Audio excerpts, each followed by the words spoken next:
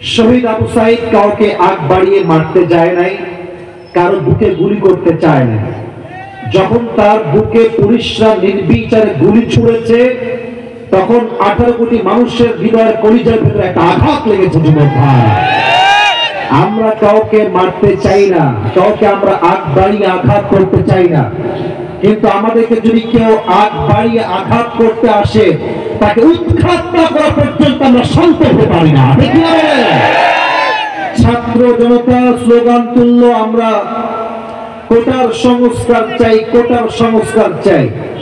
যখন শহীদ আবু সাইদের বুকে গুলি চালানো হলো, স্লোগানটা মুহূর্তেই চেঞ্জ হয়ে গেল।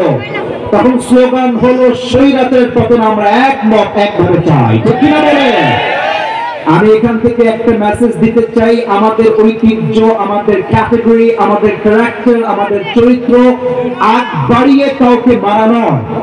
আমাদের চরিত্রের নাম হচ্ছে ডিফেন্স অ্যাটাক। যদি কেউ আমাকে মারতে আসে, নিজেকে বাঁচাবার স্বার্থে আমাকে ডিফেন্স অ্যাটাক করতেই হবে।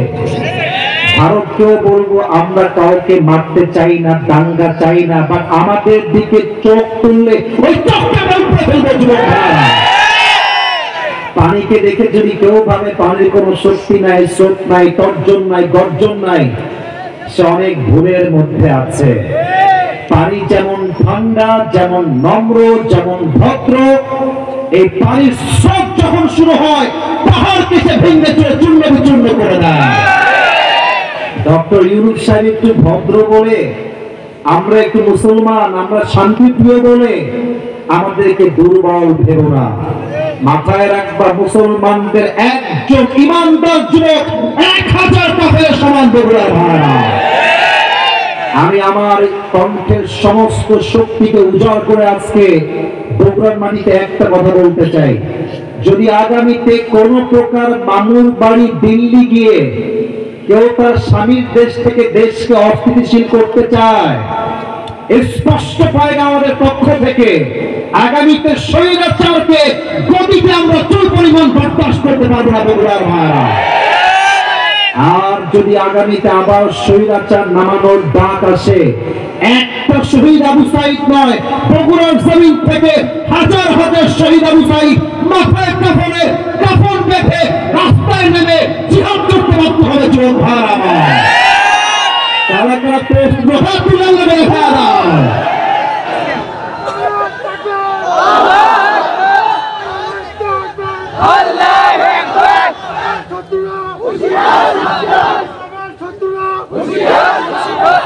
আল্লাহ তাআলা এই স্লোগানকে কবুল করুন, সকলে দিল খুলে পড়ুন আমিন।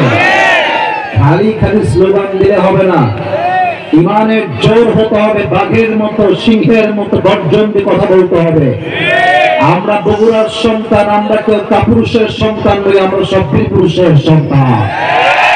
মাথায় রাখতে হবে, বগুড়া একটা উন্নত মানের জেলা। আমার তো মনে হয় বগুড়াকে জেলা নয়, একটা বিভাগ ঘোষণা করা দরকার। যুবক ভাই, বগুড়ার যে উন্নয়ন, বগুড়ার যে ক্যাপাসিটি, বগুড়ার তো নবায়ন দেখে বোঝা যায় বগুড়া ব্র্যান্ড সিটি। যুবক ভাই, অতএব বগুড়াকে মাইনাস করার কোনো সুযোগ নাই।